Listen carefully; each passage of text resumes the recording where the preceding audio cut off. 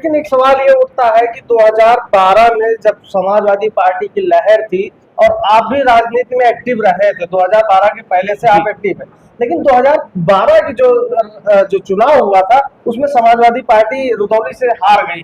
क्या कारण आप देखते हैं? जो वर्तमान की सरकार हो, चाहे प्रदेश की सरकार हो, केंद्र की सरकार हो, प्रदेश के नौजवानों के साथ, किसानों के साथ उनके इमोशन से खेल करके, उनको बेवकूफ बना करके, उनको ठग करके सरकार बनाए हैं। ये तरीके से विपक्ष ने जो चुनाव आयोग है उस पर वोट चोरी और भारतीय जनता पार्टी का एजेंट, तमाम चीजों के आरोप विपक्ष ने लगाए हैं। उसमें समाजवादी पार्टी भी है, कांग्रेस भी है। अगर बात की जाए बसपा की, तो 2017 में ही बसपा की प्रमुख मायावती जी ने कहा था कि ये कहीं ना कहीं असामान्य है जिस तरीके से चुनाव के परिणाम आ रहे हैं। आप किस तरीके से? भरोसे के साथ कह सकता हूँ, जिस तरीके से भारतीय जनता पार्टी के नेता और भारतीय जनता पार्टी के शासन प्रशासन के लोग कर रहे हैं ना, अगर इसका 10% अगर कांग्रेस अगर अपनाई होती तो मैं पूरे भरोसे के साथ कह सकता हूँ पूरे जीवन भारतीय जनता पार्टी सरकार। समाजवादी पार्टी पर दलित विरोधी होने का जो आरोप लगता है उस पर आप क्या कहेंगे? आप भी दलित समाज से हूँ, लेकिन समाजवादी पार्टी के ऊपर अगर दलित विरोधी होने का जो इल्जाम लगाया जाता है वो लगा कौन लोग रहे, उनकी मानसिकता क्या है, मैं आपसे पूछना चाहता था, वो लगा कौन रहा, उनकी मानसिकता क्या है और या उन्होंने दलित समाज के लिए क्या किया? तो समाजवादी पार्टी ने क्या दलित समाज के एक वोटर जो व्यक्ति हैं या जो दलित समाज है वो पीडीए के साथ अपने आप को कितना सुरक्षित? आरोप लगाते हैं कि जब समाजवादी पार्टी की सरकार थी 2012 से 17 तक, तो थाने वगैरह या जो थाने यादव चलाया करते थे और गुंडागर्दी किया करते थे, दलितों को प्रताड़ित करते थे, तो इस पर आप बता दीजिए, आप किस दलित को अयोध्या का आज तक डीएम बना दिया? किस दलित समाज से आने वाले व्यक्ति को आप कप्तान बना दिए? किस दलित समाज से व्यक्ति को आने वाले आप रुदौली के सीओ बना दिए? आप रुदौली का एसडीएम बना दिए? आप बताइए ना, 12 से और 17 के बाद से आज तक की कौन सा हमारे समाज का व्यक्ति रुदौली का एसडीएम बना या अयोध्या का डीएम? जाहिर है पूरा प्रदेश जान रहा, मैं पूरे भरोसे के साथ कह सकता हूँ मिल्कीपुर के चुनाव में चुनाव ही नहीं हुआ है। इससे पहले तो उनको चुनाव ही नहीं करवाना चाहिए था, उनको सर्टिफिकेट दे देना चाहिए। ये लोकतंत्र की हत्या हुई है, लोग मारे गए हैं, लोगों के नाम मुकदमा लिखा गया है, जबरदस्ती वोटे पड़े, अधिकारी वोट डाले हैं, जनता कहाँ वोट डाले पाइस भैया? जनता तो घर ही पर बैठी रही, पुलिस उनके घरे लाग रही और अधिकारी वोट पीडीए के साथ। पूरे प्रदेश की जनता नहीं, पूरे देश की जनता पीडीए का नारा आदरणीय अखिलेश यादव जी ने दिया, बहुत सोच समझ के दिया। साथियों नमस्कार, इस समय हमारी मौजूदगी उत्तर प्रदेश की बहुचर्चित नगरी अयोध्या जनपद में। अयोध्या जनपद की यह रुदौली विधानसभा सीट है और रुदौली विधानसभा सीट लगातार 3 पंचवर्षीय से भारतीय जनता पार्टी के खाते में जाती रही। और अगर देखा जाए यहाँ की जातीय समीकरणों की बात की जाए तो यहाँ पर दलित समाज, खासकर अगर बात की जाए रावत समाज की आबादी काफी निर्णायक भूमिका में और अच्छी खासी आबादी में है। हमारे साथ ज्वाला प्रसाद रावत जी हैं, समाजवादी पार्टी के नेता भी हैं और एक एडवोकेट भी हैं और सामाजिक कार्यकर्ता भी हैं। तमाम जो जनता है रुदौली की उसके सुख दुख में हर तरीके से शामिल है, कहीं चाहे आर्थिक तौर पर या फिर तमाम लोगों की मदद करना हो, उसमें शामिल रहते हैं। आज इनसे हम बातचीत करेंगे और रुदौली की जो सियासी समीकरण है या फिर जो उत्तर प्रदेश में जो दलितों को लेके जो मौजूदा सरकार में क्या स्थिति है, सारी मुद्दों पर चर्चा होने वाली है। सर बहुत बहुत स्वागत है। बहुत बहुत धन्यवाद। सर सबसे पहला मेरा सवाल कि अभी जो आप वकील भी हैं, सामाजिक कार्यकर्ता भी हैं और समाजवादी पार्टी के भी अंग हैं, आपके राजनीतिक कैरियर की शुरुआत कहाँ से हुई थी सर? सबसे पहले आपके चैनल से जुड़े हुए सभी सम्मानित साथियों को मैं सादर प्रणाम करता हूँ, नमस्कार करता हूँ, आदाब करता हूँ। सबसे पहले सर मैं आपको बताना चाहूँगा कि हमारे परम पूजनीय पिताजी स्वर्गीय कृष्णमोहन रावत जी जो इस दुनिया में नहीं रहे, हम बहुत ही गरीब परिवार से आते हैं। हमारे कहने का मतलब यही है कि राजनीति में आने से पहले भी हमारे पिताजी एक्सपायर हो गए थे, तो पूरी जीवन की शुरुआत उन्होंने अपनी मेहनत पर किया। वो भी साकेत विश्वविद्यालय के छात्र रहे, वहाँ से आए, फिर क्षेत्र की परेशानियों को देख करके उन्होंने सबसे पहले ग्राम सभा का चुनाव लड़ा जी। लेकिन हमारे परिवार के लिए ये सबसे अच्छी बात रही कि हमारे पिताजी पहली बार ही जब ग्राम सभा का चुनाव लड़े थे तो बहुत अच्छे मतदान बहुत अच्छा वोट उन्हें मिला था, बहुत मामूली अंतर से चुनाव वो हारे थे। जी जी। उसके बाद में 2005 में हमारे पिताजी ऐतिहासिक वोटों से चुनाव जीते और वो 5 साल प्रधान थे।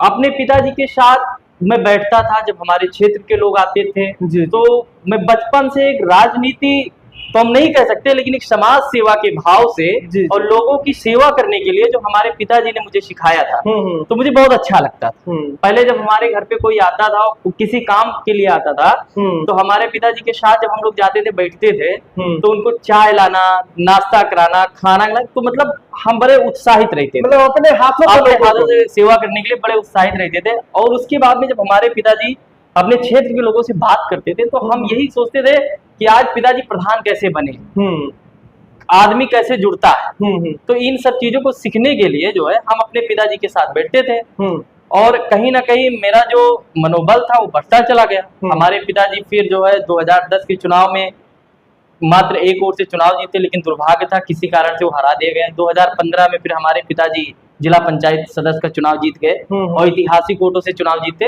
रुदौली तृतीय से। अब पिताजी के साथ हम भी संघर्ष करते रहे। मेरी जो पहली प्रारंभिक शिक्षा हुई वो रुदौली से हुई। यहाँ पे एक सिटी मंडेसरी स्कूल करके था, तो वहां से मैंने पढ़ा। उसके बाद में कुछ ऐसी परिस्थितियां आई जिस कारण से हमको घर छोड़ना पड़ा। तो हम घर छोड़ करके कुछ ऐसी मजबूरी थी कि अपने ननिहाल मुझे जाना पड़ा। 2007 में मैं अपने ननिहाल गया, और ननिहाल में जा करके, ये हमारे रुदौली विधानसभा का ही नहीं पूरे जिले का उस समय का भी और इस समय का सबसे अच्छा कॉलेज आवासीय राम सेवक यादव स्मारक इंटर कॉलेज बाबा बाजार में है। तो मैंने वहाँ कक्षा 3 में प्रवेश लिया और कक्षा 12 तक मैंने वहां से पढ़ाई की। वहां से पढ़ाई करने के बाद मैं फिर लखनऊ चला गया। वहां पे 2 साल मैंने आईआईटी की तैयारी की, और उसके बाद में दुर्भाग्य था कि आईआईटी मेंस तो मेरा क्वालिफाई हुआ, एडवांस में नहीं हुआ, लेकिन हम काउंसलिंग नहीं करवा पाए। तो इस कारण से मुझे एनआईटी में भी एडमिशन नहीं मिला। फिर मैं जो है, मेरे पिताजी बोले कि बेटा अब क्या करोगे, तुम किसी परीक्षा की तैयारी करो। तो हम फिर जो है वनडे एग्जाम की तैयारी करने लगे। फिर एक दिन हम घर आए तो हमारे पिताजी ने कहा कि ऐसा करो बेटा, वकालत कर लो। तो अच्छा, हमें भी बड़ा अच्छा लगता था, लेकिन इच्छा नहीं थी, क्योंकि हमें बचपन से सोचते थे कि हम एक बड़े इंजीनियर बनेंगे या कोई अधिकारी बनेंगे, लेकिन अपने पिताजी की बात को हम कभी काटते नहीं। जी जी। पिताजी की इच्छा थी, तो सर मैं जो है लखनऊ विश्वविद्यालय में इंटरेस्ट दिया, और ईश्वर की कृपा रही, माता पिता का आशीर्वाद रहा कि मेरा एडमिशन हो गया। मैं लखनऊ विश्वविद्यालय का लॉ का छात्र था। तो एक बार एक न्यूज आई कि लखनऊ विश्वविद्यालय में छात्र संघ बहाल हो गया। मैंने तुरंत लखनऊ से गाड़ी पकड़ा, अपने घर आए, पापा से बोले पापा अब जो है मुझे छात्र संघ की राजनीति करनी है और मुझे चुनाव लड़ना है लखनऊ विश्वविद्यालय में महामंत्री का। तो पिताजी ने कहा ठीक है बेटा, आपका तो शुरू से इच्छा है, आपकी जो मर्जी जो करो, हमारे तरफ से पूरी छूट है। आप पढ़ाई करके अधिकारी बनो, इंजीनियर बनो, नेता बनो, मुझे कोई दिक्कत नहीं। जिसमें आपकी खुशी उसमें हमारी और हमारे परिवार की खुशी है। मतलब आपको शुरू से जो है, हाँ, शुरू पारिवारिक सहयोग आपको शुरू से मिलता। फिर जो है पिताजी का बहुत सहयोग था भैया, पिताजी का मेरे साथ बहुत सहयोग था, और क्षेत्र के भी लोगों का बड़ा सहयोग था। तो हमारे वहाँ पे एक बार ओल्ड कैंपस में 2 अक्टूबर को एक गांधी जयंती जी के ऊपर एक कंपटीशन भाषण का प्रतियोगिता हुई। तो मैं वहाँ पे पहली बार पार्टिसिपेट किया, और जब पहली बार पार्टिसिपेट किया तो मैं भी, पिताजी हमेशा बोलते थे और मैं भी बोलने वाले घर से था, तो मैंने वहाँ पे बहुत अच्छा पार्टिसिपेट किया, बहुत अच्छा स्पीच दिया। जब वहाँ से स्पीच दे करके हम निकले, तो हमारे साथ पढ़ने वाले तमाम हमारे सहपाठी कहा कि अब आपको जो है महामंत्री का चुनाव लड़ना है वाला, और आप तैयारी करिए, और आप बोल भी अच्छा लेते हैं। मतलब आपका जो एक तरीके से कहा जाए तो आपने छात्र राजनीति से ही शुरुआत, छात्र राजनीति से शुरुआत कर दी।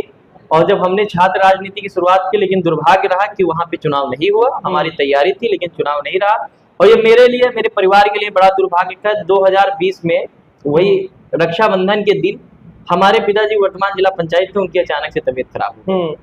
तो हम पहले स्टार्टिंग में प्राथमिक इलाज के लिए अपने रुदौली में दिखाए, फिर जाकर के फैजाबाद में दिखाए, फिर लखनऊ का किसी हॉस्पिटल नहीं रखे, सारी जगह पे इलाज करवाए। लेकिन मेरे लिए दुर्भाग्य करा कि हमारे पिताजी इस दुनिया में नहीं रहे। तो अब हमारे पास मजबूरी आ गई, या तो हमारे पास 2 ही ऑप्शन था, या तो अपने पिताजी की विरासत को आगे बढ़ाना, या पढ़ लिख करके कोई नौकरी करना। तो हमारे लोग, हमारे मित्र, इत्र मित्र, दोस्त, व्यवहारिक, गांव के लोगों ने कहा भैया आपके पिताजी ने बहुत कुछ बोया है, राजनीति बहुत टफ थी आपके क्षेत्र में, जी जी, और आप सरेठा जैसे ग्राम सभा से वो प्रधान और जिला पंचायत बने थे, तो आप पे उनकी राजनीति को आगे बढ़ा सकते हैं।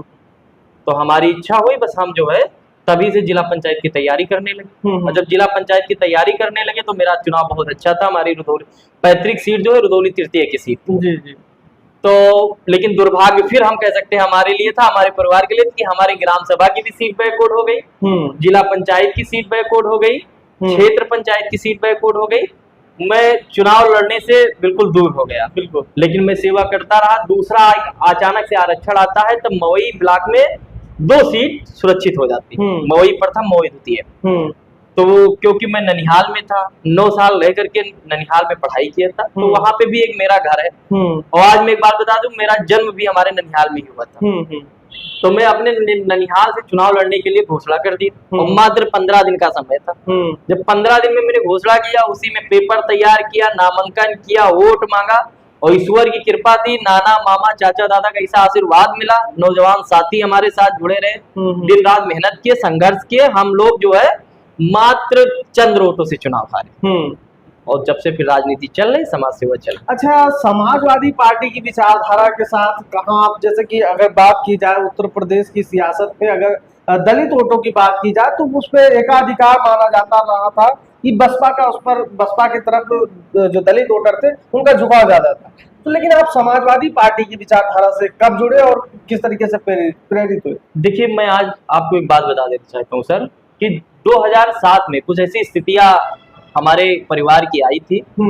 अब उस मुद्दे को हम नहीं उठाना चाहते हैं। उससे पहले मुझे कहने में कोई अफसोस नहीं, हमारे पिताजी बहुजन समाजवादी पार्टी के बहुत अच्छे नेता थे और बहुत अच्छी राजनीति करते थे। लेकिन 2007 में एक ऐसी टर्निंग पॉइंट मेरे परिवार के साथ आई कि उस समय बहुजन समाजवादी पार्टी को छोड़ना ही हमारे लिए, हमारे परिवार के लिए, हमारे पिताजी के लिए बेहतर साबित हुआ। उस समय से हमारे यहाँ के माननीय बहुत बड़े नेता हैं, पूर्व विधायक हैं, माननीय अब्बास अली जैदी जी, जो हमारे पारिवारिक सदस्य भी हैं, वो विधायक थे मौजूदा, और दूसरी बार वही समाजवादी पार्टी से चुनाव लड़ रहे थे। बहुजन समाजवादी पार्टी से बहुत ही जिले के बहुत ही शानदार नेता भी हम कह सकते हैं, अभी भी हैं, अशोक सिंह जी चुनाव लड़ रहे थे। तो कुछ ऐसी बातें हमारे परिवार के साथ, कुछ ऐसी घटना घटित हुई थी कि हमारे पिताजी को फिर समाजवादी पार्टी में शामिल होना पड़ा। और समाजवादी पार्टी में शामिल होने का ये नतीजा रहा कि समाजवादी पार्टी की ऐतिहासिक जीत हुई थी। तो ये तो पिताजी की राजनीति थी, लेकिन जब पिताजी समाजवादी में आए तो मेरा भी लगाव बढ़ा। और 2012 के बाद जिस तरीके से हमारे उत्तर प्रदेश के मुख्यमंत्री आदरणीय अखिलेश यादव जी ने कार्यकाल किया, जिस तरीके से उन नौजवानों के लिए, छात्रों के लिए, किसानों के लिए एक ऐसी योजनाएं चलाएं कि जिससे हम प्रभावित हो गए, पूर्णतया हम समाजवादी भक्त हो गए। और आज भी हम पूर्ण रूप से समाजवादी पार्टी के लिए काम करते हैं, पूरी ईमानदारी से करते हैं, डंका की चोट पे करते हैं जी। लेकिन एक सवाल ये उठता है कि 2012 में जब समाजवादी पार्टी की लहर थी और आप भी राजनीति में एक्टिव रहे थे, 2012 के पहले से आप एक्टिव हैं, लेकिन 2012 की जो चुनाव हुआ था उसमें समाजवादी पार्टी रुदौली से हार गई, क्या कारण आप देखते हैं?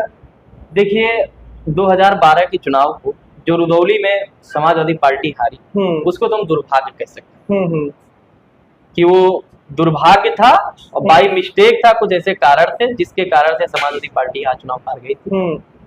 लेकिन 2017 के बाद अगर रुदौली चुनाव हारी या पूरे प्रदेश में सरकार गई, तो ये एक तरफ से ये जो वर्तमान की सरकार हो, चाहे प्रदेश की सरकार हो, केंद्र की सरकार हो, प्रदेश के नौजवानों के साथ, किसानों के साथ, उनके इमोशन से खेल करके, उनको बेवकूफ बना करके, उनको ठग करके सरकार बनाए हैं, ये जग जाए। अच्छा, अगर देखा जाए तो भी जो मौजूदा परिस्थितियां सरकार की हैं, उसको आप किस तरीके से देखते हैं? देखिए, मौजूदा परिस्थितियां एकदम साफ है। पूरे प्रदेश की जनता परेशान, वो किसी भी समाज का हो, किसी भी वर्ग का हो, किसी भी जात का हो, किसी भी धर्म का हो। आज मैं डंके की चोट पे कहता हूँ, कोई एक ऐसा समाज नहीं जो चाहे केंद्र की सरकार हो या राज्य की सरकार हो जिसको लाभ मिलता हो। पूरी प्रदेश की जनता परेशान है, हर एक समाज के, हर एक वर्ग के लोग परेशान। लेकिन लगातार आप देख लीजिए, चाहे सन 2017 हो, केंद्र की बात करें 2014 से लगातार सरकार चल रही है, और 2017 से दूसरी बार योगी आदित्यनाथ जी मुख्यमंत्री हैं उत्तर प्रदेश के। अगर उन्होंने अच्छा काम नहीं होता तो ये जीत कैसे जाते? देखिए वैसा आपको भी पता है, ये आप और हम तो ये कहेंगे और पूरे भरोसे के साथ कहते हैं कि पत्रकार साथियों से बेहतर इस भारतीय जनता पार्टी की सरकार के नेताओं को कोई नहीं जान सकता। किस तरीके से 2014 में सरकार आई तो जनता का पूर्ण समर्थन से आई। बिल्कुल। 2017 में अगर भारतीय जनता पार्टी की सरकार अगर उत्तर प्रदेश में बनी तो एक लोगों के उम्मीद और आस पे बनी, लेकिन 2017 के बाद और या 2019 का चुनाव ये किस तरीके से ये लोग जीतते हैं और क्या फंडा अपना लिए हैं ये जग जाहिर हो गया है। तो आप समझ सकते हैं कि ये लोग जनता से चुनाव अब नहीं जीत रहे, मतलब जनता वोट नहीं कर रही, जनता वोट नहीं कर रही। तो ये लगातार अभी देखिए पिछले दिनों से चर्चा इस बात की है, चाहे वो बिहार इलेक्शन हो या फिर जिस तरीके से विपक्ष ने जो चुनाव आयोग है उस पर वोट चोरी और भारतीय जनता पार्टी का एजेंट तमाम चीजों के आरोप विपक्ष ने लगाए हैं। उसमें समाजवादी पार्टी भी है, कांग्रेस भी है। अगर बात की जाए बसपा की तो 2017 में ही बसपा की प्रमुख मायावती जी ने कहा था कि ये कहीं ना कहीं असामान्य है जिस तरीके से चुनाव के परिणाम आ रहे हैं। आप किस तरीके से देखते हैं इसको? देखिए अभी वोट चोरी को लेकर के SIR के बारे में हमारा पूरा विपक्ष एक साथ था, पूरे तरीके से विरोध किया गया, लेकिन चुनाव आयोग ए नहीं बोलना चाह रहा, वोट काटे गए ABCD नहीं बोलना चाह रहा। पता है इतना तानाशाही अगर मैं आपसे कह रहा हूं, अगर ये रुख अगर आदरणीय समाजवादी पार्टी के हमारे नेता आदरणीय अखिलेश यादव जी अपनाए होते, और मैं पूरे भरोसे के साथ कह सकता हूँ जिस तरीके से भारतीय जनता पार्टी के नेता और भारतीय जनता पार्टी के शासन प्रशासन के लोग कर रहे हैं ना, अगर इसका 10% अगर कांग्रेस अगर अपनाई होती तो मैं पूरे भरोसे के साथ कह सकता हूँ पूरे जीवन भारतीय जनता पार्टी सरकार में नहीं आता। अच्छा, आप समाजवादी पार्टी के से जुड़े हुए भी हैं और पक्षधर भी हैं। समाजवादी पार्टी पर दलित विरोधी होने का जो आरोप लगता है उस पर आप क्या कहेंगे? आप भी दलित समाज से। देखिए मैं दलित समाज से हूँ, लेकिन समाजवादी पार्टी के ऊपर अगर दलित विरोधी होने का जो इल्जाम लगाया जाता है वो लगा कौन लोग रहे, उनकी मानसिकता क्या है, मैं आपसे पूछना चाहता था वो लगा कौन रहा, उनकी मानसिकता क्या है और या उन्होंने दलित समाज के लिए क्या किया। तो समाजवादी पार्टी ने क्या दलित समाज क्या नहीं किया? मैं तो कहता हूँ जब आदरणीय अखिलेश यादव जी एम्बुलेंस चलाए थे तो उसमें ये नहीं लिखवाया था कि इसमें यादव ही बैठेगा, इसमें मुस्लिम ही बैठेगा, इसमें ब्राह्मण ही बैठेगा, ठाकुर बैठेगा, इसमें पासी नहीं बैठेगा, इसमें गौतम नहीं बैठेगा। मैं आज भरोसे के साथ कह सकता हूँ आज अगर पूरे उत्तर प्रदेश में हमारे आदरणीय महबूब नेता अखिलेश यादव ने एम्बुलेंस चलवाई थी तो उसका लाभ सबसे ज्यादा हमारे समाज के लोगों को हुआ, दलित समाज के लोगों को हुआ।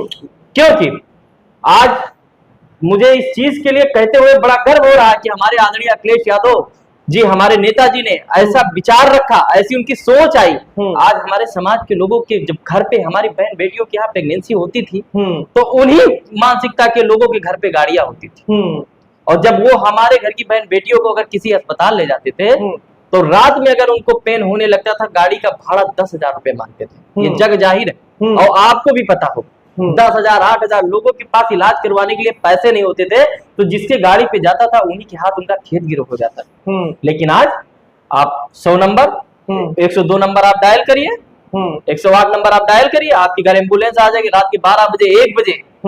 आपसे नहीं पूछेंगे आप किस जात के हैं, किस समाज से आए हैं, गरीब है कि अमीर है, आपके घर पे टन टन टन टन होटल लगते गाड़ी पहुंच गए, रास्ता खाली, आपके घर के पेशेंट बैठे अस्पताल, तुरंत इलाज नहीं हुआ सीधे फैजाबाद। अब अगर किसी को अगर इस बच्चों की दिक्कत होती थी वो CSC लेकर के आया ड्राइवर, अगर यहाँ नहीं उसके बच्चा हुआ फैजाबाद ले जाना भैया 12,000 ले रात में, आदमी परेशान हो जाता था। लेकिन धन है हमारे आदरणीय अखिलेश यादव जी जो आज एम्बुलेंस की व्यवस्था करा करके हमारे प्रदेश के और हमारे समाज के लोगों के ऊपर बहुत बड़ा एहसान।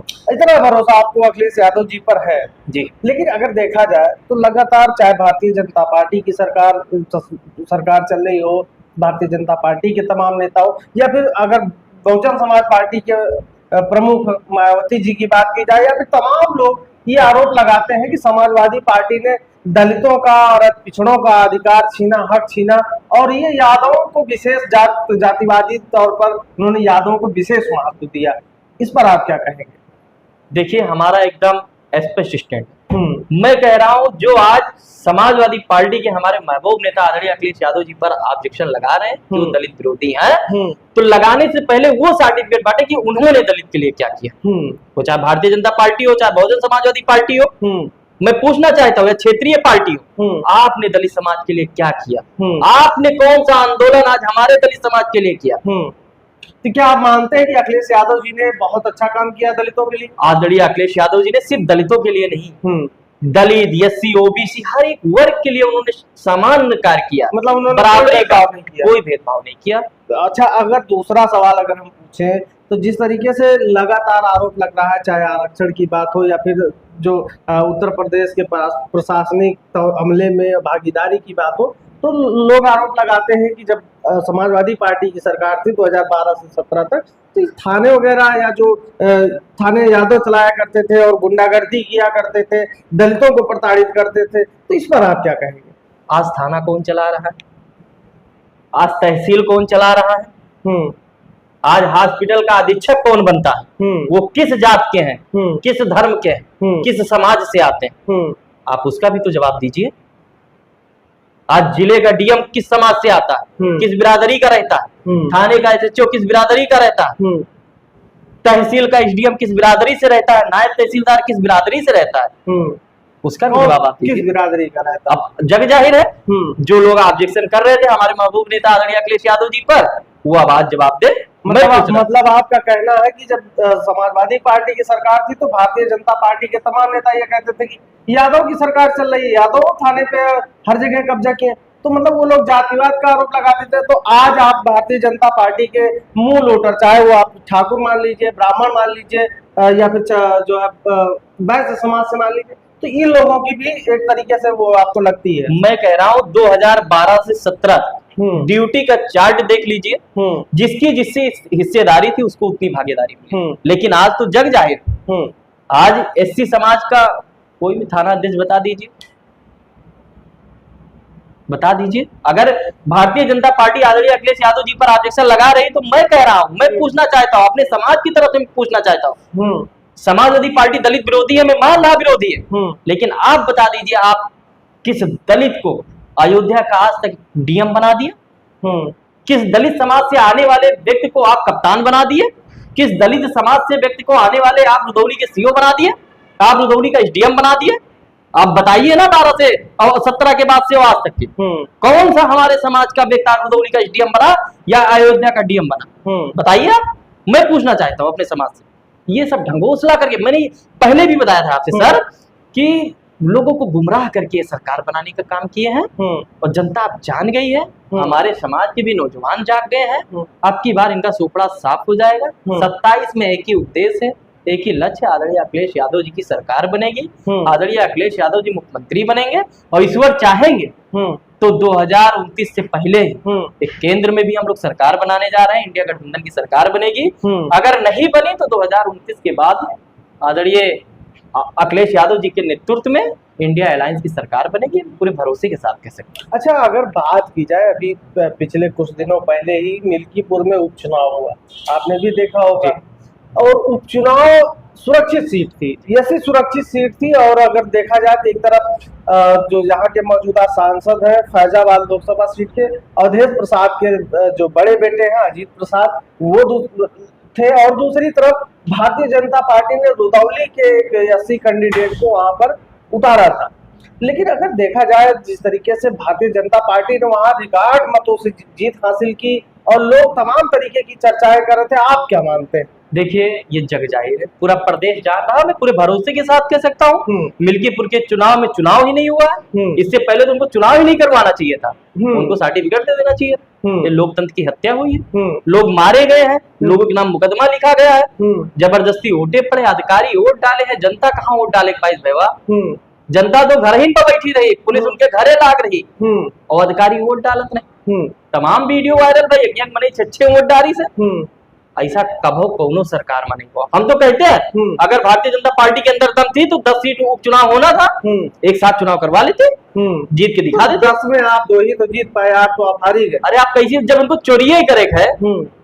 हम करें मिल्कीपुर की, आपने बात की है, अगर 10 सीट के साथ अगर हमारे मिल्कीपुर का चुनाव होता, निश्चित इंडिया गठबंधन का प्रत्याशी चुनाव जीतता, अजीत भैया विधायक होते हैं। अब आज वो जनता की नजर में विधायक है, लोग उनको विधायक कह भी रहे, और वो लोगों के सुख दुख में शामिल भी हो रहे हैं। अच्छा, हम अगर दूसरा सवाल ये होगा कि अभी आप लोग पीडीए के फार्मूले के साथ जोर शोर के साथ 27 की तैयारियों में जुटे हैं, और पीडीए को आपने पढ़ा, जैसे शुरुआत में जब हुआ तो पिछड़ा दलित अल्पसंख्यक था, फिर पीड़ित दुखी अपमानित हुआ, अभी अगर देखा जाए तो पी से तमाम शब्द निकल जाते हैं, पंडित भी निकल जाता है, पत्रकार भी निकल जाता है। तो क्या लगता है कि जिस तरीके से पीडीए का दायरा बढ़ रहा है और लगातार पीडीए के फार्मूले पे आप लोग आगे बढ़ रहे हैं, तो कितना आप सुरक्षित देख रहे हैं अपने आप को? एक दलित समाज के एक वोटर जो व्यक्ति हैं या जो दलित समाज है, वो पीडीए के साथ अपने आप को कितना सुरक्षित महसूस कर रहा है? देखिए, पीडीए के साथ पूरे प्रदेश की जनता नहीं, पूरे देश की जनता, जो पीडीए का नारा आदरणीय अखिलेश यादव जी ने दिया, बहुत सोच समझ के दिया। उनमें हर एक जात, एक धर्म, एक समाज के लोगों को जिस तरीके से, क्योंकि उनकी करनी और कथनी कोई अंतर नहीं है, जो वो कहते वो करते हैं। ये भारतीय जनता पार्टी के तरीके झूठे नेता नहीं है हमारे, इसीलिए मुझे भरोसा, इसीलिए मैं आदरणीय अखिलेश यादव जी को अपना नेता मानता हूँ, क्योंकि वो जो कहते हैं वो करके दिखाते हैं। उसमें ये नहीं कि वो कहा है कुछ और करे कुछ और, वो जो कहते वो करते हैं। आदरणीय अखिलेश यादव जी ने 2012 से 17 तक सर्व समाज के लिए विकास किया, सर्व समाज के लिए काम किया है, और आगे जब उनकी सरकार बनेगी तो सर्व समाज को लेकर के चलेंगे। ये सारे भेदभाव से, धर्म से उठ करके, जात धर्म से, मंदिर मस्जिद से उठ करके वो समाज में नौजवानों के लिए, किसानों के लिए, बहन बेटियों के सम्मान की लड़ाई लड़ेंगे, और निश्चित हमारे प्रदेश में खुशहाली आएगी। अच्छा ठीक है, अभी तक तो हम लोग राजनीतिक चर्चा कर रहे थे, व्यक्तिगत चर्चा पे आते हैं कि आप इतना दिनों से राजनीति में सक्रिय हैं, क्षेत्र की जनता के सुख दुख में शामिल हैं। अभी 2026 बहुत दिन नहीं बचा है और तमाम लोग अपनी अपनी तैयारियां कर रहे हैं 2026 को लेकर। चुनाव लड़ने का मूड है कुछ? नहीं, मूडे नहीं है, चुनाव लड़ने की पूरी तैयारी है हमारी, और मैं चुनाव की पूरी तैयारी कर रहा हूँ। और अब की बार अपने यहाँ रुदौली तृतीय से, जो हमारे पिताजी की पैतृक सीट थी, जहाँ से उन्होंने जिला पंचायत का चुनाव जीता था, मैं अपने क्षेत्र में अपनी माताओं का, बहनों का आशीर्वाद लेता हूँ, जाता हूँ, दुख सुख में शामिल होता हूँ निरंतर। मैं अपने क्षेत्र में नहीं, मैं पूरे विधानसभा में मैं काम कर रहा हूँ, लेकिन मेरा जो मकसद है, मैं रुदौली तृतीय से प्रत्याशी हूँ, मेरी तैयारी है, और ईश्वर चाहेंगे तो तैयारी नहीं, चुनाव जीता जाएगा, पूरी दमदारी से चुनाव लड़ा जाएगा। अच्छा ठीक है, लेकिन आप लोग तब आप क्षेत्र में भी दौड़ाव करते होंगे, लोगों से मिलते होंगे और क्षेत्र का भी भ्रमण करते होंगे, तो रुदौली की सबसे बड़ी समस्या के तौर पर आप क्या देखते हैं? रुदौली की बहुत समस्या, वो रुदौली की समस्या नहीं है, जो रुदौली की समस्या बाटे वो पूरे देशवा प्रदेशवा की समस्या। पूरे नौजवान परेशान है तो रुदौली के लड़का नहीं परेशान है, पूरे प्रदेश के परेशान है। किसान अगर परेशान है तो रुदौली के किसान नहीं परेशान है, पूरे प्रदेश, पूरे जिले के किसान परेशान है। अगर सड़क सब हो खराब तो केवल रुदौली में नहीं खराब, पूरे प्रदेशों में खराब है, क्योंकि खाइबे भय करीन कुछ नहीं, केवल चिल्लाने हैं, इसके अलावा करीन उरीन कुछ नहीं। पूरा जग जाए, पूरे प्रदेश और पूरे देश में जहां जहां इनकी सरकार है सबका पता है। हम तो देखते रहे चुनाव से पहले, वो चुनाव पहले मिल्कीपुर में आज फलाने मंत्री आए हैं 500 करोड़ रुपए घोषणा, आज फलाने मंत्री आए हैं 1100 करोड़ रुपए शिलान्यास, आज फलाने मंत्री आए हैं 11,000 करोड़ रुपए मान लीजिए घोषणा, आज फलाने मुख्यमंत्री आए हैं फलानी घोषणा। आज मिल्कीपुर की स्थिति देख लीजिए, कौन सी सड़क बन गई है। इतना पैसा, हमारे देश प्रदेश का पैसा सिर्फ पेपरों में पैसा निकला, अगर वो निकला तो पैसा गया कहाँ? कोई ऐसी सड़क बता दीजिए जो उपचुनाव मिल्कीपुर से लेकर के आज तक कोई ऐसा काम जो हुआ, जो ऐतिहासिक काम हो गया हो मिल्कीपुर में। कोई बहुत बड़ा मेडिकल कॉलेज बन गया हो, कोई बहुत बड़ा पर्यटन स्थल बन गया हो। सिर्फ बेवकूफ बनाने का काम किया। मैं कितना बेवकूफ बना होगी जनता, उन्होंने तो उसी दम पे चुनाव जीत लिया ना। चुनाव किस तरीके से जीते हैं भैया आपको पता है? भैया पूरे प्रदेशों को पता है कि मिल्कीपुर के चुनाव कैसे जीता होगा। लेकिन चुनाव आयोग और जो हमारी सरकार है वो तो लगातार यही करेंगी। इतना फेयर इलेक्शन हुआ है, 1% कहीं भी कोई बेईमानी नहीं हुई है, और आप लोग हमेशा चिल्लाते रहते हैं, कभी ईवीएम को लेके, कभी वोट चोरी को लेके। अभी आप लोग आरोप लगा रहे हैं और चुनाव आयोग सिरे से खारिज कर रहा है कि आप लोग सिर्फ आरोप लगा रहे हैं, कोई सत्यता नहीं है। जनता क्या मानती है? देखो, एक कहावत है, देहाती में कहा जाता है, ज्यादा कहावत हमको नहीं पता, लेकिन आदमी कहावत में जाके मैया राम रसोईया वहू के लड़का भूखन मरी है। तो जब सब कुछ उन्हें इनका है, सरकार उनका, ईडी सीबीआई शासन प्रशासन उनका है, तो कैसे चुनाव जीते ने सबका? तुम्हारा मान लेते चुनाव आयोग उन्हीं का हो गया। बिल्कुल हो गया। अरे इससे बड़ा कब आंदोलन होगा जब पूरा विपक्ष एक साथ है। आदरणीय हमारे नेता आदरणीय अखिलेश यादव जी को मजबूर होकर बैरिकेडिंग कूदना पड़ा, उनको पुलिस भर ली, एक जनरल आदमी की तरीके, एक जिले का प्राथमिक नागरिक होता है सांसद, आप उसके साथ इतना अपमान किए, उसको अपमानित किए। पूरे प्रदेश के हमारे समाजवादी पार्टी के नेता जो पूर्व मुख्यमंत्री, आप उनको अंडर कस्टडी कर लिया, और किस प्रकार की तानाशाही, और क्या करना? मतलब आप मानते कि प्रदेश में और देश में तानाशाही करा? बिल्कुल पूरी तरह से तानाशाही। अच्छा, आप दलित समाज से हैं, अगर 2027 को लेकर चर्चा हो रही तो सबसे ज्यादा जो दारोमदार एक तरीके से कहा जाए तो दलित समाज पे, क्योंकि यादव हो, मुस्लिम हो, ये लोग कोर वोटर समाजवादी पार्टी के माने जाते हैं। लेकिन दलित का कहीं अभी जो है एक फिक्स नहीं, कभी वो बसपा की तरफ भी चला जाता है, भारतीय जनता पार्टी की तरफ भी चला जाता है। और अगर बात की जाए अभी अयोध्या जनपद में 5 विधानसभा सीटों पे तो कोई एक नियमित पैरामीटर नहीं है कि उनको आंका जा सके कि उन्होंने, लेकिन आपको क्या लग रहा है 2027 में दलित का जो रुख है वो किस तरफ जाए? देखिए, दलित का रुख पूर्णतया आप 2024 का लोकसभा का चुनाव देख लीजिए। मैं धन्यवाद देना चाहूंगा आज आदरणीय अपने महबूब नेता आदरणीय अखिलेश यादव जी को, मैं बार बार धन्यवाद देना चाहूंगा कि एक जनरल सीट पर एक हमारे समाज से आने वाले हमारे महबूब नेता आदरणीय अवधेश प्रसाद जी को प्रत्याशी बना दिए और आज पूरा सर्व समाज उनको वोट देकर के देश की सबसे बड़ी पंचायत पे पहुंचाने का काम किया। एक जनरल सीट पर जहां से रोना रोवत रहे भारतीय जनता पार्टी, वहां की जनता उनका अब केवल धूल चटाए थे। अवधेश प्रसाद जी हजारों वोट से चुनाव जीते, अब आज देश की सबसे बड़ी पंचायत में वो सांसद बन के बैठे हैं। और आज हमारा समाज 2024 के बाद, उससे पहले क्या था क्या नहीं था, लेकिन 2024 से या 2022 के बाद से हमारे हर एक समाज के लिए आदरणीय अखिलेश यादव जी ने काम किया और हमारे समाज के लिए बहुत बड़ा दिल दिखा करके उन्होंने सामान सीट पर प्रत्याशी दे दिया, आज सांसद बन गए। आज हमारा समाज पूर्णतः समाजवादी पार्टी के साथ है। लेकिन एक चीज हमको नहीं समझ में आती है कि मान लीजिए आप लोग पीडीए की बात कर रहे हैं, आपने पीडीए में अभी ये तक नहीं स्पष्ट किया कि पिछड़ा दलित अल्पसंख्यक आदि आबादी है, आप लोग पीड़ित दुखित अपमानित भी मान लेते हैं। उसमें अगर ब्राह्मण आएगा तो पीडीए कैसे, उसमें क्षत्रिय आएगा तो पीडीए कैसे, और आप लोग सबको समान, तो फिर भारतीय जनता पार्टी के साथ सबका विकास सबका विश्वास में क्या अंतर और समाजवादी पार्टी के पीडीए में क्या अंतर रहेगा? देखिए, हमने आपसे पहले भी कहा कि ये भारतीय जनता पार्टी किसी की नहीं है, किसी भी समाज की नहीं है, किसी भी जात की नहीं है, किसी भी धर्म की नहीं, मात्र कुछ चंद्र पूंजीपतियों की सरकार है। वो अडानी अंबानी की सरकार है, बिजनेसमैनों की सरकार है, गुंडा माफियाओं की सरकार है, मात्र उनके लिए काम करती है। वो किसी भी समाज के लिए नहीं, किसी एक समाज के लिए नहीं कह सकते, किसी भी समाज का उसमें भला नहीं। और पूरा हर एक समाज समाजवादी पार्टी के साथ है। कोई भी ऐसा समाज आप बता दीजिए जो समाजवादी पार्टी के साथ ना हो, और इसीलिए उसका नाम ही समाजवादी पार्टी है, हर एक समाज को लेकर चलने वाली पार्टी। लेकिन आपको तो उसमें पीडीए को परिवार development authority, Pandey development authority, पहली दावेदार अहित, ऐसे तमाम आरोप पीडीए पे आपके लग रहे हैं। देखिए, हमने आपसे पहले भी कहा, जिनका कोई उद्देश्य नहीं, जिनका कोई मकसद नहीं, वो ब्लेम लगाते हैं। मैं तो कहता हूँ जो ब्लेम लगा रहे हैं ये हमें स्टूल मंत्री, भारतीय जनता पार्टी में स्टूल मंत्री, आज उनकी हैसियत क्या है? उनकी हैसियत नहीं है कि एक एसएचओ का ट्रांसफर करा, मुख्यमंत्री है सरकार में, चुनाव हार गया, जनता औकात याद दबा दी, पता है ना, औकात याद आ गया,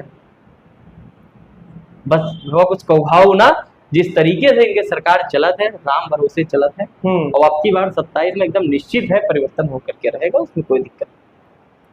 चलिए, आप इतना श्योर है कि आज 27 में परिवर्तन होगा। फिलहाल देखिए, हमारी बातचीत हो रही थी, रुदौली विधानसभा क्षेत्र अहम सीट है।